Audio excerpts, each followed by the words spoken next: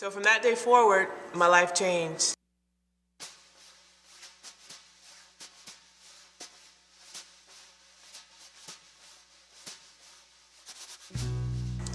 My name is Amy. I live in Baltimore, Maryland, and I'm an artist. I make paintings of people. My work deals with identity and perception.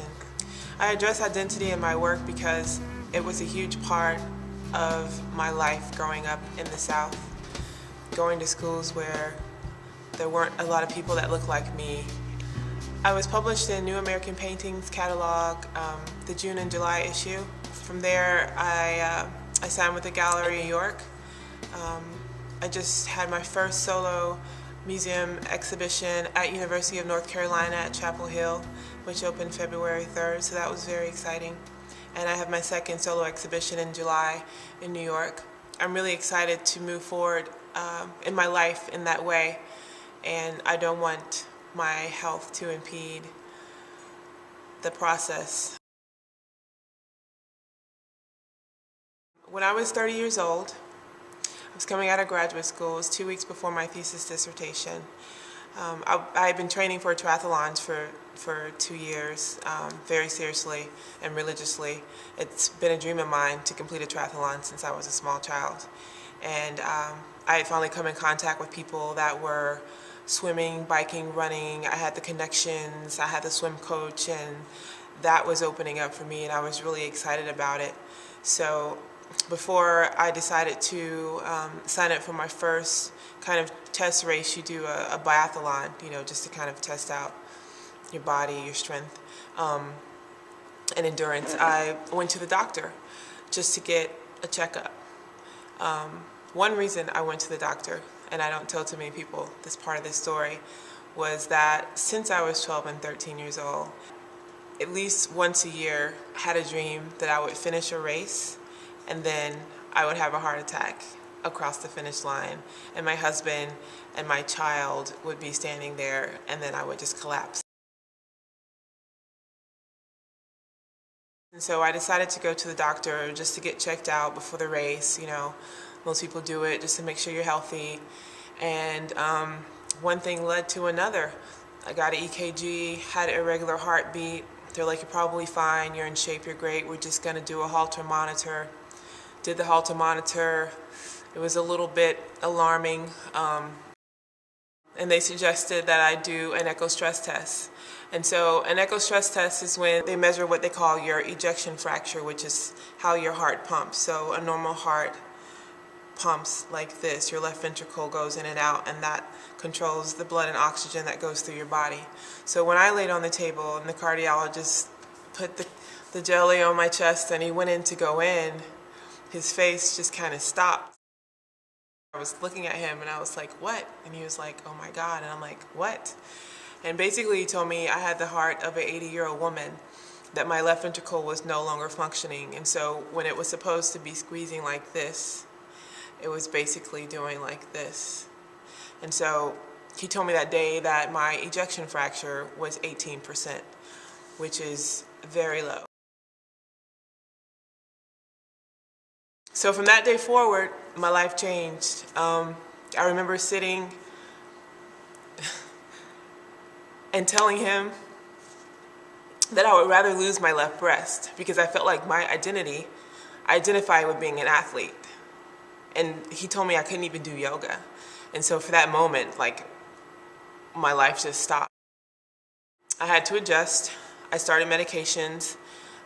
Nobody really knew why this had happened. It's idiopathic myopathy, which is no known cause, enlarged heart, and low heart function. And so I had to get a test run additionally to see whether or not I was at risk for sudden cardiac death. And a few days before that was supposed to happen, I collapsed in my bathroom. I was home alone. I had what they call a ventricular tachycardia, which is when your heart rate speeds up, and if the arrhythmia is not broken, then you flatline and you collapse, and if nobody's there to defibrillate you, then you die. So luckily, when that happened, I was standing, so I collapsed, and the fall broke the arrhythmia, and I'm still here today. It's a miracle, but I'm still here. And the next day, I got this device right here, implanted inside of me right here. See that scar? This is a defibrillator, and if it wasn't for this, I wouldn't be here because I've had to use it 4 times since that day. That year was full of adjustments, and I continued to paint, but was really having a hard time adjusting to medications. My energy level was really low, and I was really struggling because I had gone from like feeling like a warrior or a gladiator to feeling like a 70-year-old woman.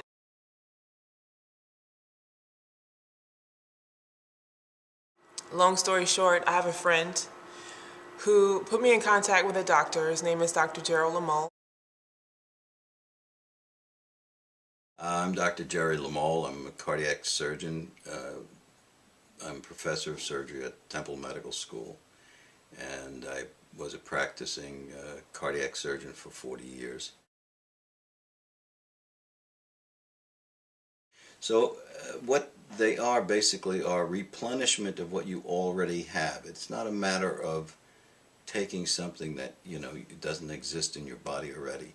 But when you get a certain stress or a certain age or in certain conditions like cardiomyopathy, you have a depletion of these micronutrients.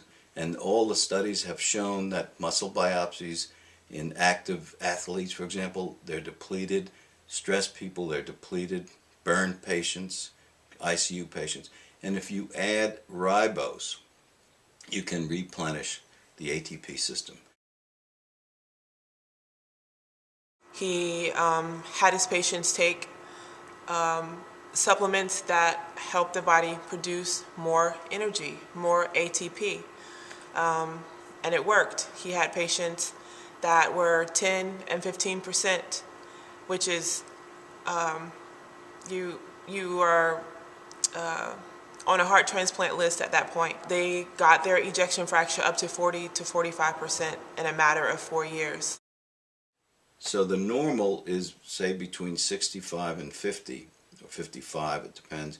You can go down to 40 without being called abnormal. As your body needs more output, your heart will, the ventricle, the chamber will enlarge.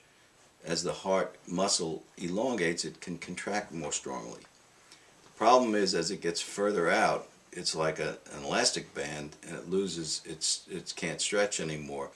So what it means is that the heart has been trying to get enough blood pumped out to a point where it has outstretched itself and then becomes inefficient. Your blood pressure builds up in your lungs and you start getting symptoms. That's what our body has been evolved or developed to do over 100 million years, or at least a million. That's what our body is. We've genetically programmed ourselves to optimizing our wellness by natural ways. Most of the things that you get, pharmaceutical things, are unnatural and synthetic, and they may treat one symptom or one number, because today we're treating numbers and symptoms, but they have side effects. Natural ways only have side benefits. They don't have side effects. So it makes sense to use the natural system if it can help you. If it improves your symptoms, improves your numbers, and improves your physiology, why not? I mean, it just doesn't make sense to go right from getting some symptoms or getting some numbers and then go right to the hardcore stuff that has terrible side effects occasionally. Sometimes more than occasionally. You can try the medication or the micronutrients, and you'll feel better sooner, and you'll see improvements in probably 3 or 4 weeks. So that it isn't a matter of, well, you can't have this if you can't have that. What we're saying is, once again, the risk-benefit ratio. What we're saying is, if the risk is real high and the benefit's low, don't do it. If the risk is low and the benefit's high, why not try it? I started the treatment regimen, and within 12 months, Within the first 2 weeks, my energy level shot up. And I got an echo at the beginning of that year before I started the treatment, and I was still at 18%. And at the end of the year, I was 25 to 28%. So they had worked. He's had 4 or 5 patients go from 10 to 15%, and they were about to get heart transplants, to 45 and 50%.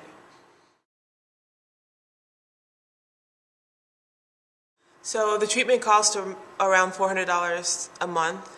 That plus my studio, my rent, materials, food.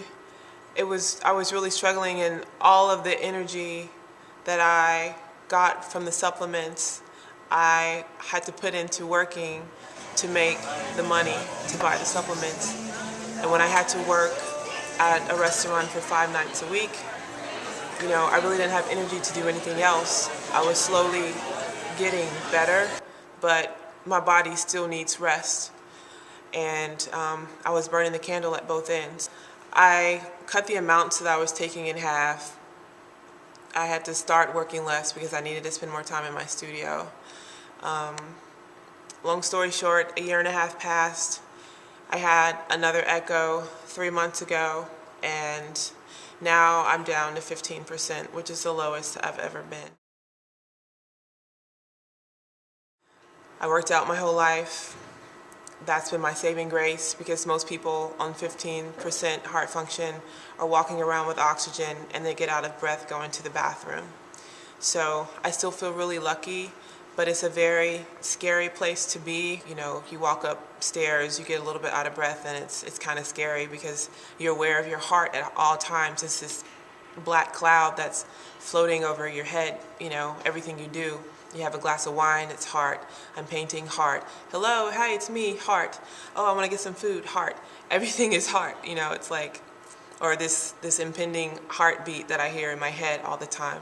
My doctor, the last thing he said to me was that, well, you don't qualify for a heart transplant now, but maybe in a year you'll be 12%, and by that point, you'll have trouble breathing at rest, and then we'll put you on the transplant list.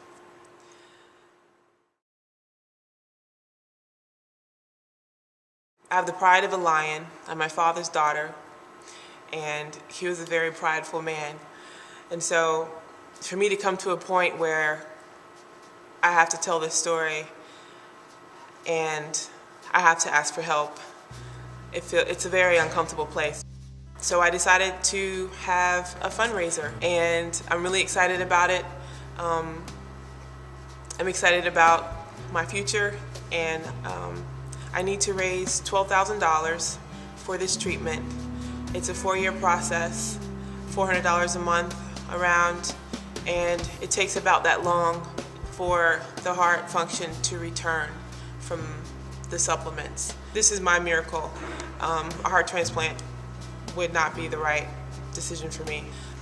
And although in Western medicine it doesn't really count, I kind of feel like I'm going alone on this. It's a difficult place to be when you want to let other people know also that are in the same situation as me that there's other options out there.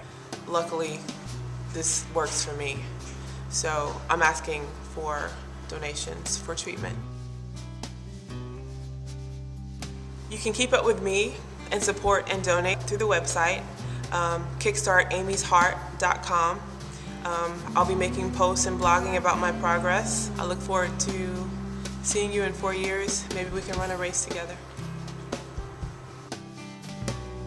Little hearts,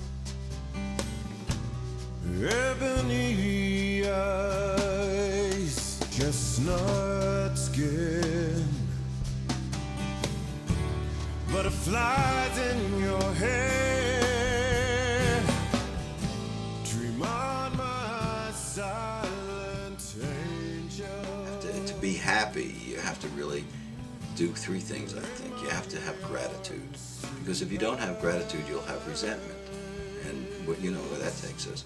The second thing is you have to have community. You have to have people you love and love you and feel part of, because we're hardwired to do that. And the third thing that you have to have is usefulness. You have to feel useful. You have to be able to extend yourself beyond yourself for some other people.